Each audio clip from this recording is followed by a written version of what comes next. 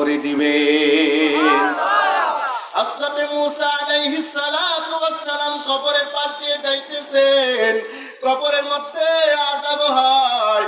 আল্লাহর কাছে যখন আবার মূসা আলাইহিস সালাতু ওয়াস সালাম যখন এই পথ দিয়ে আসতেছেন, দেখে কবরের মধ্যে আযাব হয় না। মালিককে ডাক দিয়ে বলে, ও আল্লাহ, একবার তো দেখে গেলাম কবরের মধ্যে আযাব হয়, কিন্তু এখন কেন আযাব হয় না? আল্লাহ তাআলা ডাক দিয়ে বলেন, হে মূসা, বান্দা দুনিয়া থেকে বিদায় নেওয়ার আগে যখন একটা সন্তান দুনিয়াতে রেখে গিয়েছিল, তার মা তাকে মাদ্রাসায় ভর্তি করিয়ে দিয়েছে।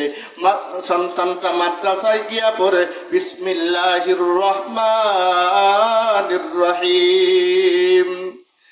আল্লাহ তাআলার কুদরতি অন্তরের মধ্যে ঢুস মারিয়া যায় যে বান্দা আমার প্রশংসা করবে, আমার মাওলা পাকের গুণগান গাইবে, ওই বান্দা সন্তান দোয়া করে বিসমিল্লাহির রহমানির রহিম পরে তেলাওয়াত করবে, আর ওই ছেলে বাবার কবরে আযাব হবে, এটা আল্লাহ তো বরদাস্ত করতে পারে না। জোরে বলো ঠিক কিনা? এ মুসলমান, খুব সতর্ক হিসাবে আমাদের কাজ করতে হবে।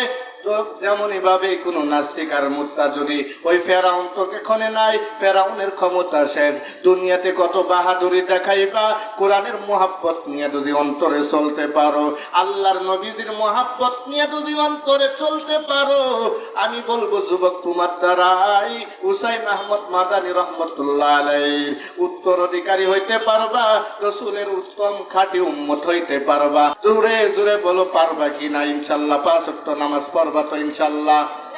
কারা কারা পড়ব? আল্লাহ আপনি এই হাতগুলোকে কবুল করিয়া নিন, আমাদের 5 ওয়াক্ত নামাজ পড়ার তৌফিক দান করেন। আল্লাহ ভালোভাবে চলার তৌফিক দান করেন, ইসলামের জন্য কাজ করার তৌফিক দান করেন। সম্মান